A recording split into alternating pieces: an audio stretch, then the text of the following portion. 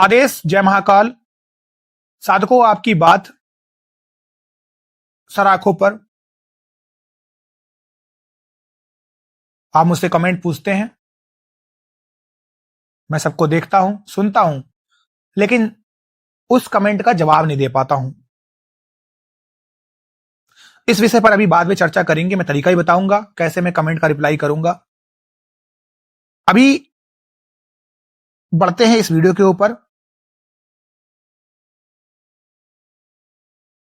एक बात समझिए, मैं ये कहना चाहता हूं कि हजारों में से केवल एक साधक ही अपनी साधना क्यों सिद्ध कर पाता है। कई बार लोग भटकते रहते हैं, कमेंट करते हैं, मैंने इतने सालों से साधना की, मैंने इतने मंत्र किए, इतने मंत्र कर डाले, कुछ भी फायदा नहीं हुआ। और कुछ लोग कहते हैं मुझे चमत्कार दिखा।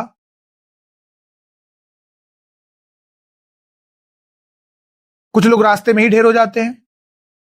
कुछ कहते हैं गुरुजी हमने 41 दिनों का जाप किया, भूखे रहे, फिर भी हमें शक्ति का एहसास नहीं हुआ। देखिए, साधना कोई गिनती का खेल नहीं है, यह ऊर्जा का विज्ञान है।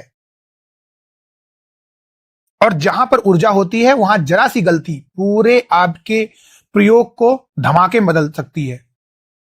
आज मैं उन 4 भयंकर आपकी भूलों का खुलासा करूंगा जो आपकी साधना को दीमक के तरीके से चाट रही है।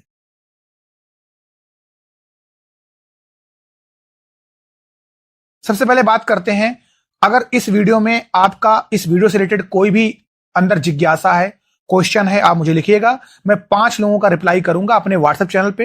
व्हाट्सएप चैनल का लिंक आपको मेरे इस वीडियो के कमेंट सेक्शन में मिल जाएगा, पिन किया हुआ, वहां से आप मुझे ज्वाइन कर दीजिए। आपका नाम लेकर मैं उसका आंसर दूंगा। अगर आप भाग्यशाली रहे महादेव की कृपा से तो आपका नाम लिया जाएगा। आप देखिए किसका नाम आता है।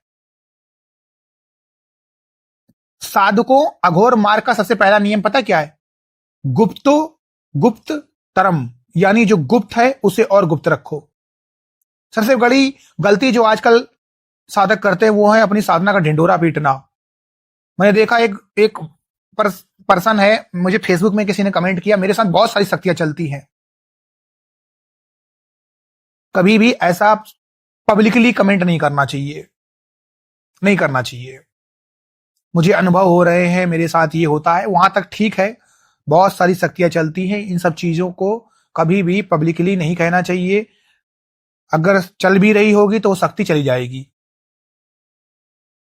कभी भी एक बात समझ लीजिए, अपनी पत्नी से, अगर आप पति हैं और अगर आप पत्नी हैं तो अपने पति से भी नहीं कहना चाहिए। ये 2 बातें जान लीजिए किसके साथ आपको बताना है। पहला, आपका गुरु।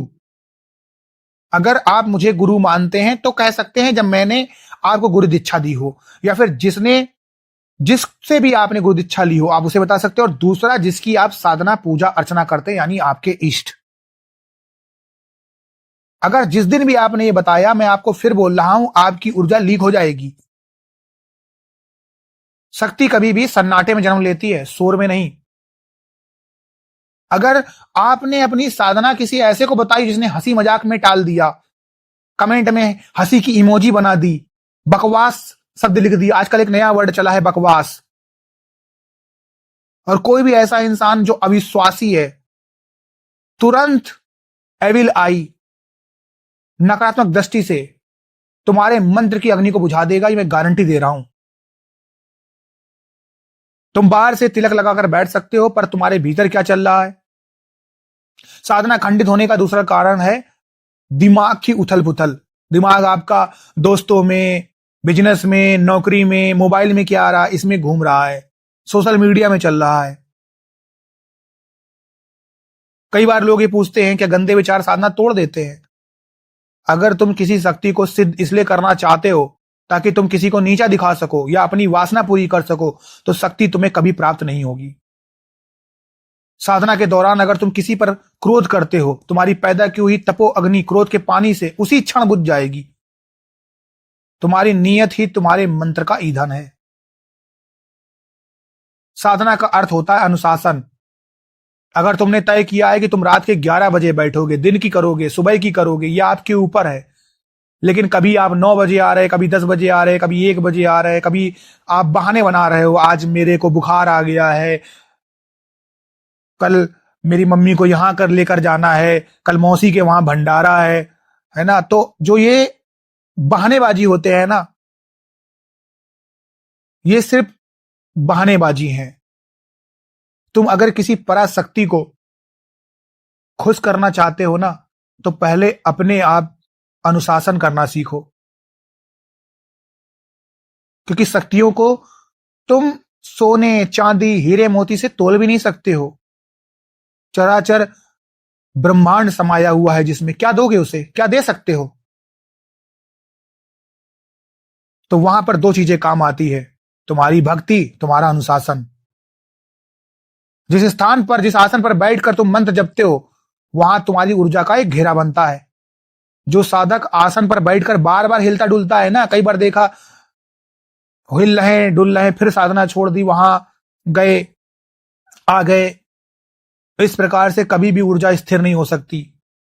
इसका मतलब अभी आप सच्चे साधक बने ही नहीं हो, क्योंकि जब साधक बनता है इंसान, तो सबसे पहले उसकी भूख प्यास मिट जाती है, उसे एक जगह पर बैठना आ जाता है, क्योंकि शरीर का पत्थर जैसा स्थिर होना ही सिद्धि की पहली सीढ़ी है। कई बार लोग एक और गलती करते हैं, और जो सबसे घातक गलती है, जल्दबाजी। गुरुजी 10 दिन हो गए, कुछ दिख नहीं रहा। ये साधना कोई मैगी नहीं है 2 मिनट में पक गई, ये एक बीज बोने जैसा है। आपने देखा पहले खेतों में कैसे होता है, खुदाई करते हैं, बीज डालते हैं, पानी डालते हैं, फिर गोड़ते हैं, और इस यही नहीं, एक बार फसल आने के बाद भी उसके नीचे से जाले हटाते हैं, उसको देखते हैं कहीं ऐसा तो नहीं मुरझा रहा है, पानी की कमी है, खाद की कमी है। तो ये एक दिन का खेल नहीं है, तुम बीज को रोज खोद कर नहीं देख सकते कि उसमें से अंकुर फूटा या नहीं फूटा। जब तुम फल की चिंता करने लगते हो ना, तो तुम्हारा जुड़ाव मंत्र से टूटकर लालच से जुड़ जाता है। शक्ति तुम्हारी परीक्षा लेती है, वो तुम्हें सन्नाटा देगी, वो तुम्हें अकेलापन देगी, और जो इस शून्य से टिका रहता है ना, वही अंत में प्रकाश देखता है। और अब सबसे बड़ी बात, इन 4 गलतियों के ऊपर एक और महापाप है जो लोग करते हैं। अगर आपने किसी से गुरु दीक्षा ली है ना, तो उसकी बात काटकर अपना दिमाग मत चलाओ। अगर आपके गुरु ने कहा है कि ना दक्षिण की ओर मुख करो, तो आप दक्षिण की ओर करिए, आप पूर्व की ओर मत करिए। कुछ सोच समझ कर ही आपके गुरु ने आपको यह बोला होगा। तो या तो पहले आप गुरु दीक्षा मत लीजिए, या फिर आप विश्वास करिए, अपने आप का तर्क मत लड़ाइए। साधना में क्यों और कैसे का स्थान नहीं होता, केवल आदेश का स्थान होता है। आदेश, गुरु का अनुभव तुम्हारी सुरक्षा कवच है। जब तुम उसे तोड़ते हो, तो तुम उन शक्तियों के लिए आसान शिकार बन जाते हो, जो तुम्हें मानसिक रूप से बीमार कर सकती है। गुरु के बिना साधना करना बिना पतवार के नाव समुद्र में उतारने जैसा है। याद रखना, साधना का मार्ग कठिन है पर नामुमकिन नहीं। जो डरेगा वो मरेगा, और जो लड़ेगा वही अघोर बनेगा। अब तुम तय कर लो कि तुम्हें दुनिया की भीड़ में मरना है, ये मेरे साथ मिलकर अपना अघोर साम्राज्य खड़ा करना है। अगर इनमें से कोई भी गलती कर रहे हो तो आज ही सुधार लो, और व्हाट्सएप चैनल का द्वार खुला हुआ है। अपने कमेंट मुझसे साझा कीजिए। 5 लोगों का नाम महादेव की कृपा से मैं लेकर उनका आंसर दूंगा। अभी के लिए आदेश। जय महाकाल, जय महाकाली।